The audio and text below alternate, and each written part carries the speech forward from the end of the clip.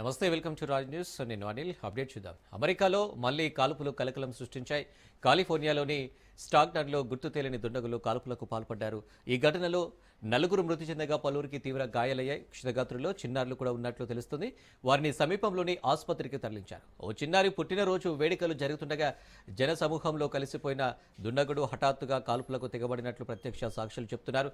ఘటనా స్థలానికి చేరుకున్న పోలీసులు నిందితుల కోసం గాలింపు చేపట్టారు.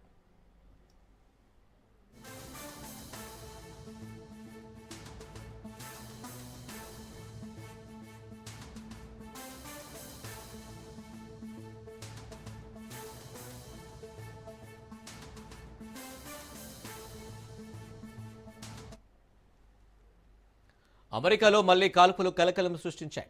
కాలిఫోర్నియాలోని స్టాక్టన్లో గుర్తు తెలియని దుండగులు కాల్పులకు పాల్పడ్డారు. ఈ ఘటనలో నలుగురు మృతి చెందగా పలువురికి తీవ్ర గాయాలయ్యాయి. క్షతగాత్రుల్లో చిన్నారులు కూడా ఉన్నట్లు తెలుస్తుంది. వారిని సమీపంలోని ఆసుపత్రికి తరలించారు. ఓ చిన్నారి పుట్టినరోజు వేడుకలు జరుగుతుండగా జన సమూహంలో కలిసిపోయిన దుండగుడు హఠాత్తుగా కాల్పులకు తెగబడినట్లు ప్రత్యక్ష సాక్షులు చెబుతున్నారు. ఘటనా స్థలానికి చేరుకున్న పోలీసులు నిందితుల కోసం గాలింపు చేపట్టారు.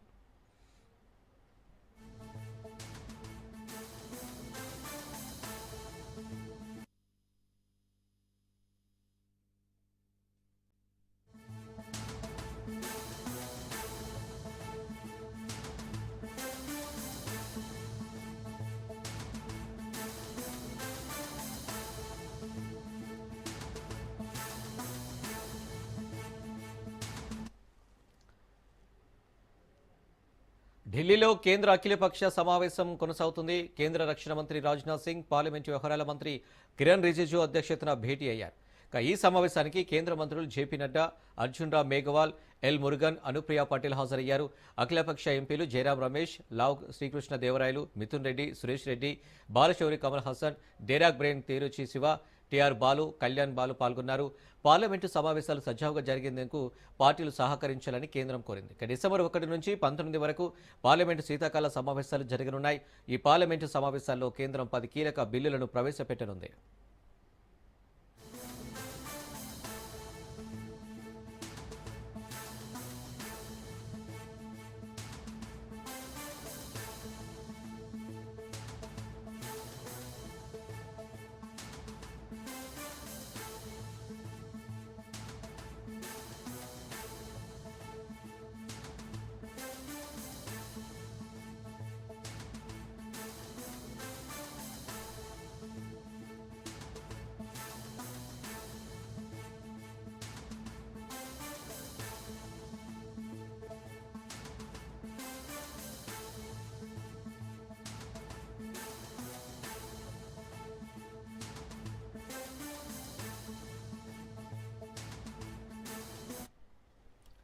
ఢిల్లీలో కేంద్ర అఖిలపక్ష సమావేశం కొనసాగుతుంది. కేంద్ర రక్షణ మంత్రి రాజ్నాథ్ సింగ్, పార్లమెంటు వ్యవహారాల మంత్రి కిరణ్ రిజిజు అధ్యక్షతన భేటీ అయ్యారు. ఈ సమావేశానికి కేంద్ర మంత్రులు జేపీ నడ్డా, అర్జున్ రామ్ మేఘవాల్, ఎల్ మురుగన్, అనుప్రియ పటేల్ హాజరయ్యారు. అఖిలపక్ష ఎంపీలు జయరాం రమేష్, లావ్ శ్రీకృష్ణ దేవరాయలు, మిథున్ రెడ్డి, సురేష్ రెడ్డి, బాలశౌరి కమల్ హాసన్, డేరాక్ బ్రెయిన్ తిరుచి శివ, టిఆర్ బాలు, కళ్యాణ్ బాలు పాల్గొన్నారు. పార్లమెంటు సమావేశాలు సజావుగా జరిగేందుకు పార్టీలు సహకరించాలని కేంద్రం కోరింది. డిసెంబర్ 1 నుంచి 19 వరకు పార్లమెంటు శీతాకాల సమావేశాలు జరగనున్నాయి.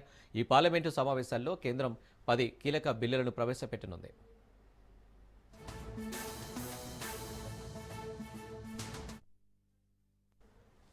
రైట్గా అఖిలపక్ష భేటీకి సంబంధించి మరిన్ని డీటెయిల్స్ మా ప్రతినిధి రాజు అందిస్తారు. రాజు. అనిల్, రేపటి నుంచి పార్లమెంటు శీతాకాల సమావేశాలు ప్రారంభం కాబోతా ఉన్నాయి. రేపటి నుంచి డిసెంబర్ 19వ తేదీ వరకు ఈ సమావేశాలు జరగబోతా ఉన్నాయి. ఈసారి మాత్రం ఈ సమావేశాలు వాడివేడిగా జరిగే అవకాశం కనిపిస్తూ ఉంది. ఎందుకంటే ఇప్పటికే ఇటు అధికార విపక్షాల మధ్య ఒకవైపు మాటల యుద్ధం కొనసాగుతూ ఉంది. ప్రధానంగా ఇటు ఎస్ఐఆర్, వివిధ రాష్ట్రాల్లో కేంద్రపాలిత ప్రాంతాల్లో ఎస్ఐఆర్ ఏదైతే ఉందో దానికి నిరసనగా ఇప్పటికే విపక్షాలు పెద్ద ఎత్తున ఆందోళనలు నిర్వహిస్తూ ఉన్నాయి. వీటన్నిటి నేపథ్యంలో కేంద్ర ప్రభుత్వం ఈరోజు అఖిలపక్ష సమావేశాన్ని నిర్వహిస్తూ ఉంది. ప్రస్తుతం 11 గంటలకు ఈ సమావేశం ప్రారంభమై ఇంకా కూడా కొనసాగుతూ ఉంది. పార్లమెంటరీ వ్యవహారాల శాఖ మంత్రి కిరణ్ రిజిజు, అదేవిధంగా రక్షణ శాఖ మంత్రి రాజ్నాథ్ సింగ్ ఆధ్వర్యంలో ఈ సమావేశం కొనసాగుతూ ఉంది. ఈ సమావేశానికి పార్లమెంటు ఉభయ సభల్లో ఉన్నటువంటి ఫ్లోర్ లీడర్లు హాజరు కావడం జరిగింది. అన్ని పార్టీల నుంచి కూడా ఫ్లోర్ లీడర్లు ఈ సమావేశానికి హాజరు కావడం జరిగింది. తెలుగు రాష్ట్రాల ఎంపీలు కూడా ఈ సమావేశానికి హాజరు కావడం జరిగింది. ఇటు వైసీపీ నుంచి, టీడీపీ నుంచి, అదేవిధంగా ఇటు బీఆర్ఎస్ పార్టీ నుంచి, ఇతర పార్టీల నుంచి కూడా అందరూ కూడా, ఇటు డిఎంకే పార్టీ నుంచి, ఇటు టీఎంసీ పార్టీ నుంచి కూడా, ఇటు అఖిలపక్ష నేతలు హాజరు కావడం జరిగింది. ఆయా పార్టీల నుంచి ఆయా రాష్ట్రాలకు సంబంధించినటువంటి అంశాలను ఈ పార్లమెంట్ సమావేశాల్లో చర్చించాలని చెప్పేసి కూడా తమ వాదనను ఈ అఖిలపక్ష సమావేశంలో వివరించే అవకాశం మనకు కనిపిస్తూ ఉంది. ప్రస్తుతం అయితే ఈ సమావేశం వాడివేడిగా కొనసాగుతున్నట్టుగా కూడా మనకు తెలుస్తూ ఉంది. ఇప్పటికే ప్రభుత్వం ప్రతిపక్షాలకు విజ్ఞప్తి చేస్తూ ఉంది. ఈ సమావేశాలు సజావుగా సాగేందుకు అన్ని విపక్ష పార్టీలు కూడా సహకరించాలని చెప్పి ఇటు అధికార ఎన్డీఏ పార్టీ ఎన్డీఏ పక్షం ఇప్పటికే విపక్షాలను కోరుతా ఉంది. ఈ సమావేశంలో కూడా మరొకసారి కోరే అవకాశం కనిపిస్తూ ఉంది. ఈసారి జరగబోయే ఈ సమావేశాలు 19వ తేదీ వరకు కూడా ఈ సమావేశాలు కొనసాగబోతా ఉన్నాయి. ఇప్పటికే ఇటు ఎస్ఐఆర్ పై, అదేవిధంగా ఇటు వందే మాతర గీతం పాడడంపై ఏవైతే ఈ వివాదాలు ఉన్నాయో వీటిపై ఇప్పటికే విపక్షాలు గలమెత్తేందుకు పార్లమెంట్ వేదికగా చేసుకొని ప్రజల సమస్యలు, అదేవిధంగా ఇతర అంశాలన్నింటినీ కూడా పార్లమెంట్ వేదికగా చర్చించాలని చెప్పి పట్టుబట్టే అవకాశం కనిపిస్తూ ఉంది. ఖచ్చితంగా ప్రజల తరపున ఖచ్చితంగా పోరాటం చేస్తామని చెప్పేసి కూడా ఇప్పటికే విపక్షాలు ఇప్పటికే చెప్తున్నటువంటి పరిస్థితి మనము చూస్తూ ఉన్నాము. ఇక అధికార ఎన్డీఏ పక్షం మాత్రం ఇప్పటికే ఈ సమావేశాల్లో 10 బిల్లులను పాస్ చేయించుకునేందుకు దీనికి సంబంధించి కసరత్తు ఇప్పటికే పూర్తి చేయడం జరిగింది. ఈ 10 బిల్లులకు సంబంధించి కూడా ఈ విపక్ష పార్టీలు సహకరించాలని చెప్పి ఈ సమావేశంలో కోరుతున్నట్టుగా కూడా తెలుస్తూ ఉంది. ఇప్పటికే ఢిల్లీలో ఉన్నటువంటి కాలుష్యంపై ఆమ్ ఆద్మీ పార్టీ, అదేవిధంగా ఇతర పార్టీలు అధికార పార్టీని నిలదీస్తున్నటువంటి పరిస్థితి కనిపిస్తూ ఉంది. అదేవిధంగా ఈ ఫెడరల్ వ్యవస్థలో ఈ ప్రతిపక్ష పార్టీలుగా ఉన్నటువంటి అధికారంలో ఉన్నటువంటి రాష్ట్రాలకు కేంద్ర ప్రభుత్వం వివక్ష చూపిస్తుందని చెప్పేసి కూడా టీఎంసీ మమతా బెనర్జీ ఆధ్వర్యంలో ఉన్నటువంటి వెస్ట్ బెంగాల్లో ఉన్నటువంటి ప్రభుత్వం ఇప్పటికే కేంద్ర ప్రభుత్వాన్ని డిమాండ్ చేస్తూ ఉంది. మరొక వైపు తమిళనాడులో డిఎంకే పార్టీ కూడా ఇప్పటికే కేంద్ర ప్రభుత్వంపై విరుచుకుపడతా ఉంది. మా రాష్ట్రంపై కేంద్ర ప్రభుత్వం వివక్ష చూపిస్తుంది, నిధుల విషయంలో కూడా తమిళనాడు రాష్ట్రానికి సహకరించడం లేదు అని చెప్పేసి కూడా ఇప్పటికే పెద్ద ఎత్తున డిఎంకే పార్టీ నిరసనలు చేసిన పరిస్థితి మనం చూసాము. ఈ పార్లమెంట్ సమావేశాల్లో కూడా ఖచ్చితంగా అధికార పార్టీని నిలదీసే అవకాశం కనిపిస్తూ ఉంది. ఇక ఏపీ విషయానికి వచ్చినట్టయితే వైసీపీ ఎంపీలు ఇప్పటికే ఈ సమావేశాల్లో ఖచ్చితంగా ఆంధ్రప్రదేశ్లో ఉన్నటువంటి వైజాగ్ స్టీల్ ప్లాంట్ను ప్రైవేటీకరణను అడ్డుకోవాలని చెప్పేసి ఖచ్చితంగా ఈ సమావేశాల్లో పోరాడతామని చెప్పేసి కూడా ఇటు వైసీపీ ఎంపీలు చెప్తున్నటువంటి పరిస్థితి కనిపిస్తూ ఉంది. ఇక ఏపీలో ఉన్నటువంటి ఎన్డీఏ పక్షంలో భాగస్వామ్యం అయినటువంటి టీడీపీ పార్టీ తరఫున లావు కృష్ణదేవరాయలు ఈ సమావేశానికి హాజరు కావడం జరిగింది.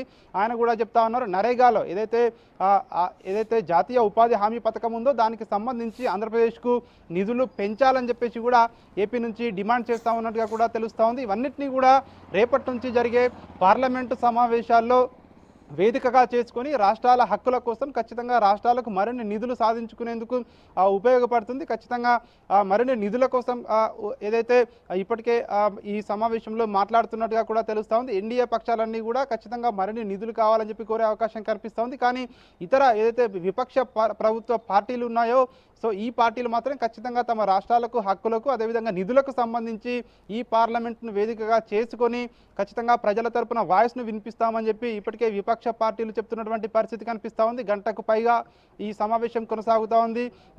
మరికాసేపు ఈ సమావేశం కొనసాగే అవకాశం మనకు కనిపిస్తూ ఉంది. ప్రధానంగా ఈ సమావేశాలు మాత్రం ఈ వేడిగా కొనసాగే అవకాశం కనిపిస్తూ ఉంది. చూడాలి మరి రేపటి నుంచి విపక్ష పార్టీల ఆందోళనలు ఏ విధంగా ఉంటాయి, అధికార పార్టీ ఏ విధంగా ఈ సమావేశాలను నిర్వహిస్తుందా అనేది సో రేపటి నుంచి మనకు తెలిసే అవకాశం అయితే కనిపిస్తూ ఉంది. Anil. Right Raju, thank you.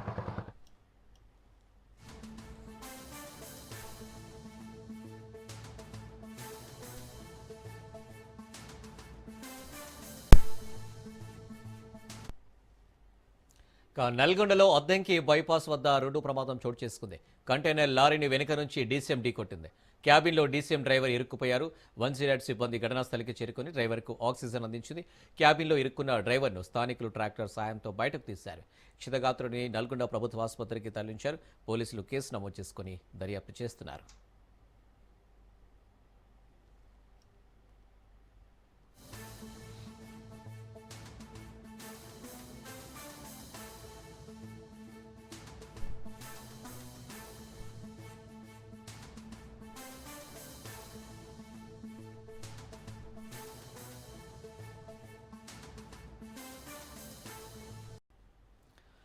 Krishna జిల్లా గుడివాడలో డ్రగ్స్కు వ్యతిరేకంగా సైక్లోథాన్ కార్యక్రమం నిర్వహించారు.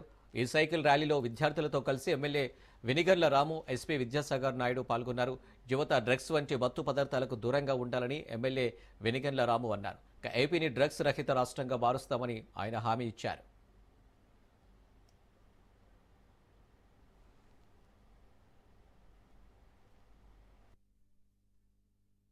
ఈ ఈగల్ అనే వ్యవస్థను పెట్టిన తర్వాత ఆంధ్రప్రదేశ్ ప్రభుత్వం మేము సెంట్రల్ ప్రిజన్స్ కూడా విజిట్ చేస్తున్నాం. సెంట్రల్ ప్రిజన్ విశాఖపట్నం విజిట్ చేసినప్పుడు దాంట్లో మేము ఒక విద్యార్థిని చూసాం.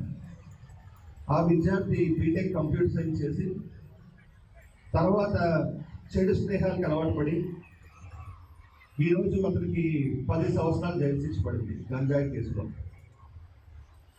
ఆ రోజు మాకు అనిపించింది, ఆ అబ్బాయితో కనీసం ఒక 30 నిమిషాలు మాట్లాడాను. ఆ అబ్బాయి ఒకటే చెప్పాడు, ఈ చట్టం ఎంత కఠినంగా ఉంటుందో తెలియని చెప్పేసి. మీరు అందరూ తెలుసుకోవాల్సింది ఏంటంటే పిల్లలందరూ కూడా ప్రపంచంలో రెండే ఉంటాయమ్మా. అందరూ కూడా మంచి చెడు, మంచి అలవాట్లు, చెడు అలవాట్లు. మంచి అలవాట్లు అంటే ఇంకా ఈరోజు మనం చేస్తున్నాం సైక్లింగ్. అదేవిధంగా ఎన్నో మంచి అలవాట్లు ఉన్నాయి. మనకి స్పోర్ట్స్ ఉండొచ్చు, ఇంకా రకరకాల మంచి అలవాట్లు. చెడు అలవాట్లు అంటే ఈ డ్రగ్స్ ఇటువంటివన్నీ కూడా చెడు అలవాట్లు. మంచి అలవాట్లు మనం వెళ్తే ఇంకా జీవితం బాగుపడుతుంది. మా చిన్నప్పుడు మా మాస్టర్లు అందరూ కూడా స్కౌట్స్, ఎన్సీసీ, ఎన్ఎస్ఎస్ వీటిలో జాయిన్ చేశారు మమ్మల్ని అందరినీ కూడా. అలాగే మంచి అలవాట్లు వైపు వెళ్తే ఇంకా మీ జీవితంలో మంచిగా ఉంటారు. ఇదంతా కూడా అందరూ గమనించాలని కోరుతున్నాం. నంద్యాల జిల్లా శ్రీశైలంలో యువకుడిపై ఎలుగుబంటి దాడి చేసింది. మల్లన్న స్వామి దర్శనానికి వెళ్లిన ఓ యువకుడిపై ఎలుగుబంటి దాడి చేసింది. తీవ్రంగా గాయపడిన యువకుడిని స్థానికులు ఆసుపత్రికి తరలించారు. హటకేశ్వరం గిరిజనగూడెనికి చెందిన చిన్న దేవయ్య శ్రీశైలం దర్శనానికి వెళ్లాడు. ఈ క్రమంలో అడవిలో కట్టెలు తెచ్చుకోవడానికి వెళ్లిన చిన్న దేవయ్యపై ఎలుగుబంటి దాడి చేసింది. బాధితుడిని సున్నిపేట ప్రభుత్వ ఆసుపత్రికి తరలించారు స్థానికులు. ఎలుగుబంటి దాడిలో గాయపడ్డ చిన్న దేవయ్యకు వైద్య చికిత్స అందించారు. ఈ ఘటనపై ఆరా తీసిన ఫారెస్టు అధికారులు భక్తులు అప్రమత్తంగా ఉండాలని సూచించారు. అడవిలోకి ఒంటరిగా వెళ్లవద్దని హెచ్చరించారు.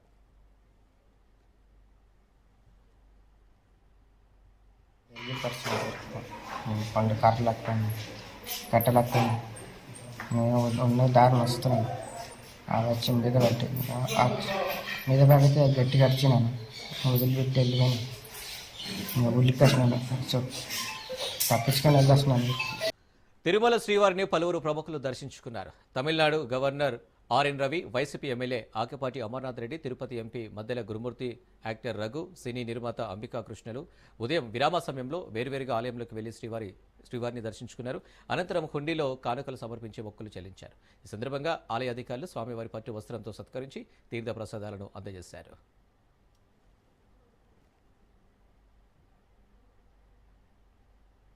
ఈరోజు రవివారం దశమి, ఉత్తరాభాద్ర నక్షత్రం, స్వామివారి దర్శనం చేసుకునే భాగ్యం కలిగింది. మేనేజ్మెంట్ వారికి, చైర్మన్ గారికి అందరికీ కూడా ధన్యవాదాలు చెప్తున్నాను.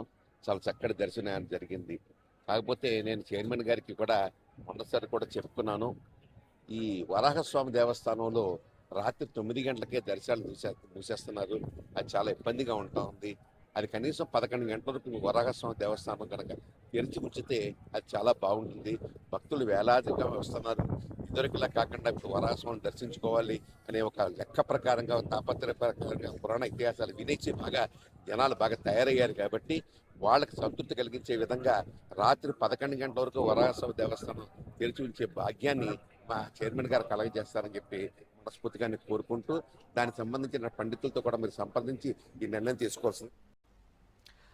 దిత్వా తుఫాను ప్రభావం పుణ్యక్షేత్రమైన తిరుమలను తాకింది. నైరుతి బంగాళాఖాతం ఏర్పడ్డ వాయుగుండం తుఫానంగా మారడంతో తిరుమలలో మోస్తరుగా వర్షం కురుస్తుంది. నిన్న రాత్రి నుండి ఆగకుండా వర్షం పడుతుంది. శ్రీ వెంకటేశ్వర స్వామిని దర్శించుకుని ఆలయం వెలుపలకు వచ్చే భక్తులు షెడ్ల వైపుకు పరుగులు తీస్తున్నారు. ఎడతెరిపి లేకుండా కురుస్తున్న వర్షం కారణంగా శ్రీవారి ఆలయ ప్రాంగణంతో పాటు 4 మాడ వీధుల్లో వర్షపు నీరు మోస్తరుగా చేరింది.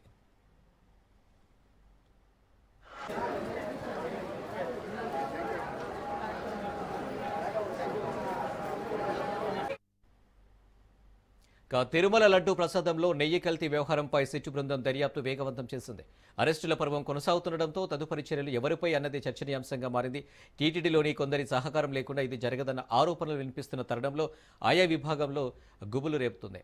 ఈ నేపథ్యంలో సిట్ బృందం మరికొందరిని అరెస్టు చేసే అవకాశం ఉందని తెలుస్తుంది.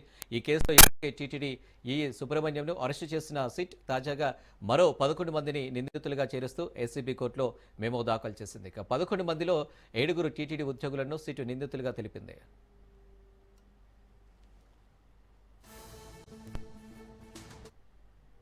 ఇక 2018-24 మధ్య టీటీడీ కొనుగోలు విభాగంలో పనిచేసిన జేఎంలతో పాటు సీనియర్, జూనియర్ అసిస్టెంట్లపై సిట్ కేసు నమోదు చేసింది. గతంలో మార్కెటింగ్, ప్రొక్యూర్మెంట్ జీఎంలుగా పనిచేసిన జగదీశ్వర్ రెడ్డి, మురళీ కృష్ణలతో పాటు ఎస్వి గోశాల మాజీ డైరెక్టర్ హరినాథ్ రెడ్డి పైన సిబిఐ సిట్ కేసు నమోదు చేసింది. దీంతో త్వరలోనే మరికొంతమంది ఉద్యోగులను సిట్ అరెస్టు చేసే అవకాశం ఉండడంతో టీటీడీ ఉద్యోగుల్లో టెన్షన్ నెలకొంది.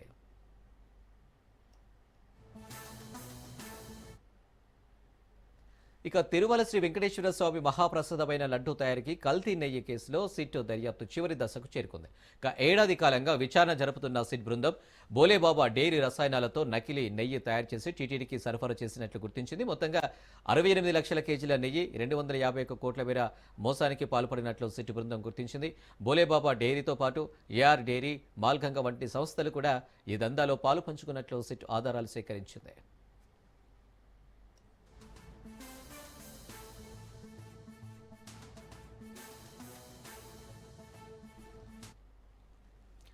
ప్రసాదం పవిత్రతను దెబ్బతీసి కల్తీ నెయ్యి వాడినట్లు పూర్తి ఆధారాలను కూడా సిట్ సేకరించింది. ఇప్పటికే ఈ కేసులో ప్రధాన నిందితులుగా భావిస్తున్న బోలేబాబా ఎండీ, డైరెక్టర్లతో పాటు ఈ కేసులో ప్రమేయం ఉన్న పలువురిని అదుపులోకి తీసుకుని కీలక సమాచారాన్ని సేకరించింది. టీటీడీకి కల్తీ నెయ్యి సరఫరా చేసిన కంపెనీలలో సోదాలు నిర్వహించి కీలక ఆధారాలను సేకరించింది.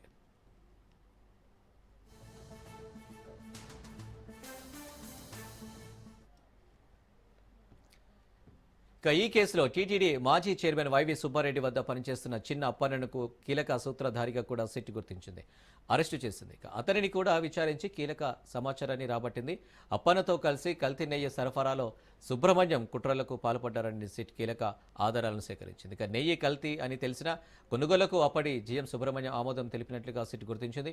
2019-24 మధ్య గత ప్రభుత్వ హయాంలో లడ్డూ తయారీకి 68.17 లక్షల కిలోలకు పైగా కల్తీ నెయ్యి సరఫరా చేసే కాంట్రాక్టర్లకు అనుమతించినట్లు గుర్తించారు. ఈ నకిలీ నెయ్యి విలువ సుమారు 251 కోట్లుగా తేలగా కిలో 25 రూపాయల కమిషన్ తీసుకుని చిన్నప్పన్నతో కలిసి సుబ్రహ్మణ్యం కాంట్రాక్టర్ను ప్రోత్సహించాడని తేలింది. దీంతో సుబ్రహ్మణ్యంపై కేసు నమోదు చేసి సిట్ అరెస్టు చేసింది. దీంతో త్వరలోనే ఈ కేసులో అసలు సూత్రధారులను సిట్ అరెస్టు చేసే అవకాశం ఉండడంతో ఈ కేసులో ప్రమేయం ఉన్న టీటీడీ ఉద్యోగుల్లో టెన్షన్ నెలకొంది.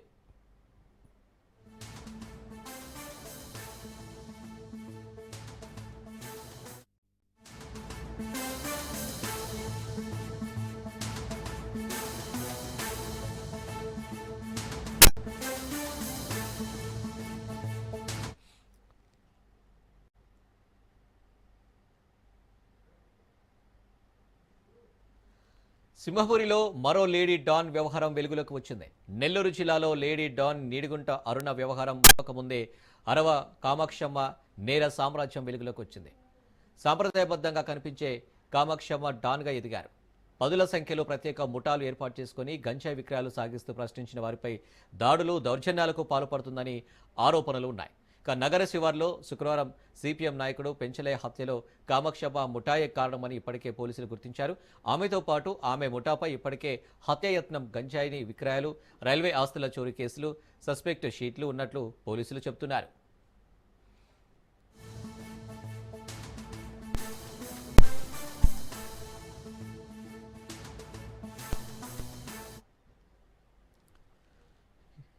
కామాక్షమ్మ గంజాయి క్రయ విక్రయాలతో డాన్గా ఎదిగినట్లు తెలిసింది. యువతకు, విద్యార్థులకు గంజాయి విక్రయించడాన్ని వృత్తిగా మార్చుకుందని నవాబ్పేట పోలీస్ స్టేషన్లో ఆమెపై సస్పెక్ట్ షీట్, ఇతర కేసులు ఉన్నాయని పోలీసులు చెప్తున్నారు. కామాక్షమ్మ సోదరుడు జెమ్స్పై నవాబ్పేట తదితర పోలీస్ స్టేషన్లలో కేసులు ఉన్నాయి. వారికి హౌసింగ్ బోర్డు కాలనీలోని ఆర్డీటీ కాలనీలో ఇల్లు ఇవ్వడంతో మకాం అక్కడికి మార్చినట్లు తెలిసింది. పాత ఇనుము, చిత్తు కాగితాలను సేకరించే దుకాణం నిర్వహిస్తున్నామే. చిత్తు కాగితాలు ఏరుకునే యువకులు ఆకతాయిలను చేరదీసి వారితో గంజాయి విక్రయాలు సాగిస్తున్నారు.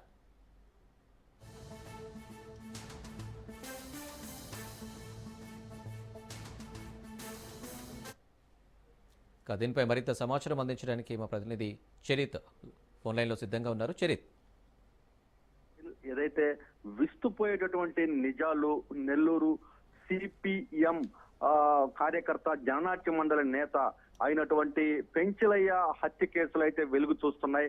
ఏదైతే గంజాయి ముఠా వెనుక ఒక లేడీ డాన్ ఉన్నట్లు కూడా తెలుస్తుండడంతో పోలీసులు అయితే మాత్రం ఆశ్చర్యపోతున్నారు. అంటే పోలీసులకు ఆశ్చర్యం కలిగిందంటే కూడా నగర ప్రజలకు ఆశ్చర్యం కలుగుతుంది. పోలీసులకి ఈ కేసుపై అయితే మాత్రం చాలా స్పష్టమైనటువంటి అవగాహన ఉంది. ఏదైతే అరవ కామాక్షి, అలాగే అరవ జేమ్స్, అలాగే అరవ జోసఫ్, ఎవరైతే కార్తీక్, వీళ్ళందరూ కూడా అక్కడ స్థానికంగా ఆర్టీడీ కాలనీలో ఉంటారు. ఈ కాలనీలో ఏదైతే అక్కడ అసాంఘిక కార్యక్రమాల్లో పెంచలయ్య పదే పదే అడ్డుకుంటున్నాడు.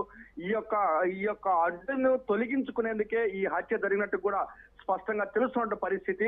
ఈ ఘటనల నేపథ్యంలో అనేక సార్లు పోలీసులతో పాటు అవగాహన కార్యక్రమాలు నిర్వహించాడు.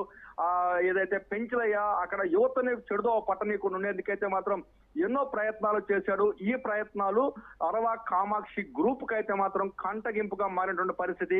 ఎలాగైనా సరే పెంచలైన అడ్డు తొలగించుకోవాలనేటటువంటి కృత నిశ్చయంతో ఉన్నటువంటి ఆ గ్యాంగ్ మొన్న సాయంత్రం చేసినటువంటి అరాచకం, ఆ దాష్టికాన్ని చూస్తే కళ్ళ ముందు ఒక్కసారి కూడా మనం ఇబ్బంది పడిన పరిస్థితి. ఏదైతే కన్న బిడ్డలను స్కూల్ నుంచి తీసుకొస్తున్నటువంటి క్రమంలో వెనుక నుంచి ఢీకొట్టి అక్కడికక్కడే వేట కొడవలతో అత్యంత కిరాతకంగా నరికి చంపినటువంటి పరిస్థితి ఉన్నాయి చెప్పాలి.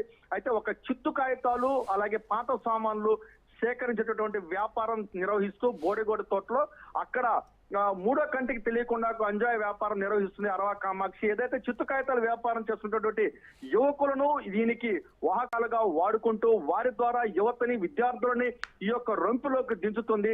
ఏదైతే అక్కడ బోడిగోడ తోటలో రోడ్డు వైండింగ్ అవడంతో అక్కడి నుంచి మకాంని ఆర్టీడీఏ కాలనీ, కల్లూరుపల్లి హౌసింగ్ బోర్డు ఆర్టీడీఏ కాలనీకి మార్చింది.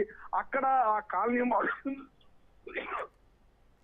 వాసులు ఈ అరవ కామాక్షి యొక్క ఆగడాలను అయితే మాత్రం వ్యతిరేకించారు. ఇది కరెక్ట్ కాదు, ఈ పద్ధతి కరెక్ట్ కాదంటూ కూడా వాళ్ళు పదే పదే వ్యతిరేకించారు. ఈ యొక్క క్రమంలో అరవ కామాక్షికి గతంలో వైసీపీ గవర్నమెంట్ లో ఉండడం, వైసీపీలో ఉన్నటువంటి కీలక నేతలతో ఆమెకి అత్యంత సన్నిహితమైన సంబంధాలు ఉండడంతో ఎవరు కూడా ఆమెని అడ్డుకునేందుకు ప్రయత్నించలేదు. ఆమె అంచెలంచెలుగా ఎదుగుతూ ఈ యొక్క గంజాయి మాఫియాని కూడా విస్తరించిన పరిస్థితి చెప్పాలి.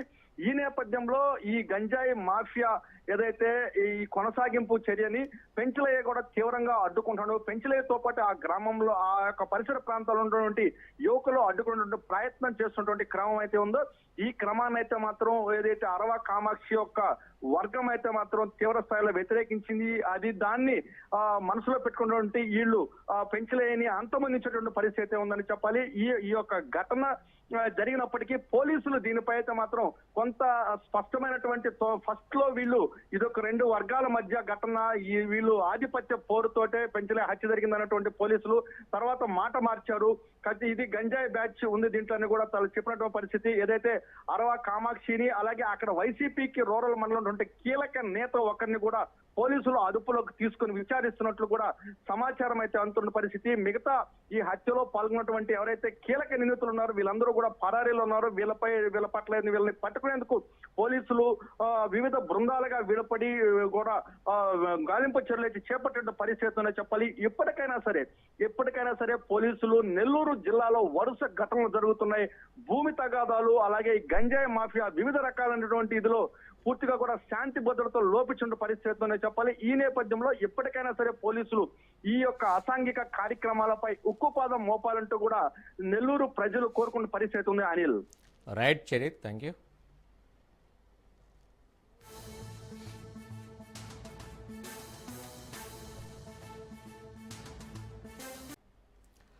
మండపేట నియోజకవర్గాన్ని రాజమండ్రి జిల్లాలో కలిపేశారని, రాజమండ్రి పార్లమెంటు నియోజకవర్గంలో చేర్చారని ప్రచారం కేవలం అపోహ మాత్రమేనని మండపేట నియోజకవర్గం వైసీపీ ఇన్ఛార్జ్ ఎమ్మెల్సీ తోట త్రిమూర్తులు స్పష్టం చేశారు. ఇక అంబేద్కర్ కోనసీమ జిల్లా మండపేట పార్లమెంటు ఎన్నికలు వచ్చేసరికి మండపేట నియోజకవర్గం ఇప్పటికీ అమలాపురం పార్లమెంటు పరిధిలోనే ఉంటుందని ఆయన గుర్తు చేశారు. ఇక రెవెన్యూ కార్యకలాపాలకు సంబంధించి మాత్రమే మండపేటను రాజమండ్రి జిల్లా పరిధిలోకి తీసుకొస్తున్నారని పేర్కొన్నారు.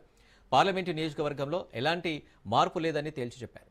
కొందరు నాయకులు రాజకీయంగా లబ్ధి పొందేందుకు ప్రజలను తప్పుదోవ పట్టిస్తూ ఏదో మేలు చేసినట్లు అపోహలు సృష్టిస్తున్నారని ఎమ్మెల్సీ తోట త్రిమూర్తులు ఆగ్రహం వ్యక్తం చేశారు. రాజమండ్రిలో నియోజకవర్గంలో కలిపారు అనేటువంటిది, రాజమండ్రి జిల్లాలో కలిపారు అనేటువంటి అపోహల్లో ఉంటే అది తప్పు. పార్లమెంటు వరకు వచ్చేటప్పటికి అమలాపురం పార్లమెంట్లోనే ఈ నియోజకవర్గం ఉంటుంది. రెవెన్యూకి సంబంధించినటువంటి కార్యకలాపాలన్నీ కూడా రాజమండ్రి జిల్లా కలిసినట్టు. అంతే తప్పితే ఈ నియోజకవర్గం చాలా మంది అపోహలు ఉన్నారు, రాజమండ్రి పార్లమెంట్లో కలిసింది అనేటువంటి. రాజమండ్రి పార్లమెంట్లో కలవడానికి ఇది అలాగా నియోజకవర్గాల్ని మార్చాలి అనుకుంటే ఎలక్షన్ కమిషన్ నుంచి రావాల్సినటువంటి కార్యక్రమం అది. డీలిమిటేషన్ ఆర్గనైజేషన్ జరిగినప్పుడు ఈ రాజమండ్రిలో కలవకుండా ఆపుకోవటానికి అప్పట్లో ఉన్నటువంటి నాయకులు ప్రయత్నం చేసి ఉంటుంటే కోనసీమలో కాకుండా రాజమండ్రిలో ఉన్నాం. 2009లో డీలిమిటేషన్ జరిగినప్పుడు 2009లో డీలిమిటేషన్ జరిగినప్పుడు కోనసీమకి వెళ్ళిపోయింది, ఇది అమలాపురం పార్లమెంట్ నియోజకవర్గానికి వెళ్ళిపోయింది. మొన్న జగన్మోహన్ రెడ్డి గారి ప్రభుత్వంలో పార్లమెంట్కి ఒక జిల్లా చేయాలన్నారు కాబట్టి ఈ మెండపేటను తీసుకెళ్లి రాజమండ్రిలో ఏమి అమలాపురం పార్లమెంట్లో కలపలేదు. పార్లమెంట్ యూనిట్ అది. పార్లమెంట్ యొక్క యూనిట్గా పార్లమెంట్లో ఉన్నటువంటి 7 నియోజకవర్గాలు ఆ జిల్లా హెడ్ క్వార్టర్లో ఉండాలి కాబట్టి జిల్లా హెడ్ క్వార్టర్గా అమలాపురం చేశారు కాబట్టి ఇది ఆ సందర్భంగా అక్కడికి వెళ్తే జరిగింది. కృష్ణా జిల్లా అవనిగడ్డలో మాజీ మంత్రి కృష్ణారావు శత జయంతి వేడుకలు ఘనంగా నిర్వహించారు. తాడికొండ చిన్న ఆధ్వర్యంలో శత జయంతి వేడుకలు నిర్వహించారు. వేడుకల్లో భాగంగా పిల్లలకు దుప్పట్లను పంపిణీ చేశారు మండలి వెంకట్రావు. అనంతరం మాక్ అసెంబ్లీ స్టూడెంట్ ఎమ్మెల్యే పల్లవిని సత్కరించారు.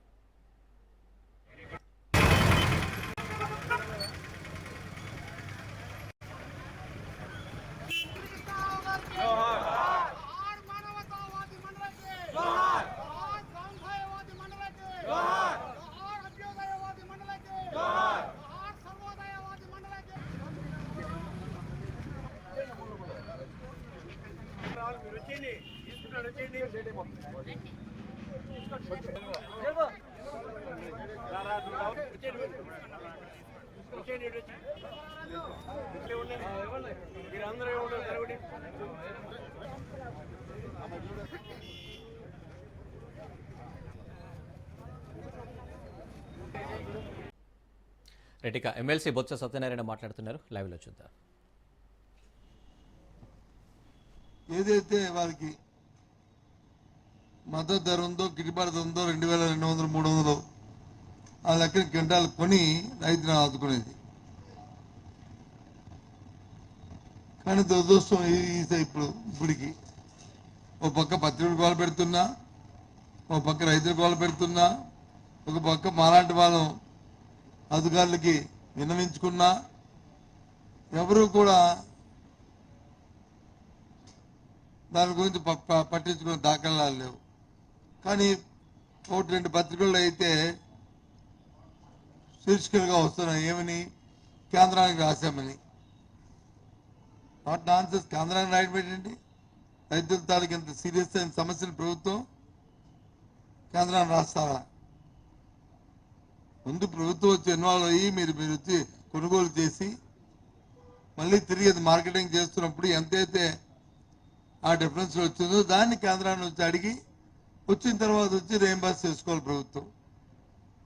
జరుగుతుంది ఆంధ్ర రాష్ట్రంలో. కానీ అసలు లేదే. ఏమైనా ప్రతిపక్షంగా మేము కానీ మాట్లాడితే ఇవి రాజకీయం చేస్తున్నారు, రాజకీయం మాట్లాడుతున్నారు అని చెప్పి మమ్మల్ని నిందలేయడానికి ప్రయత్నం చేస్తున్నారు. మా మీద నిందలేయడానికి ప్రయత్నం చేస్తున్నారు. ఇది సమంజసమా అండి? ఎందుకు మీరు మొక్కజొన్నకు సంబంధించిన మార్కెట్ ద్వారా కేంద్రాలను ఎందుకు మీరు ఏర్పాటు చేయట్లేదు? ఇప్పటికే 2200, 2300 అమ్మవస్తున్న అది 1500, 1400, 1600 అమ్ముకునేది. మరి దుర్భర పరిస్థితి ఇవాళ రాష్ట్రంలో ఉంది.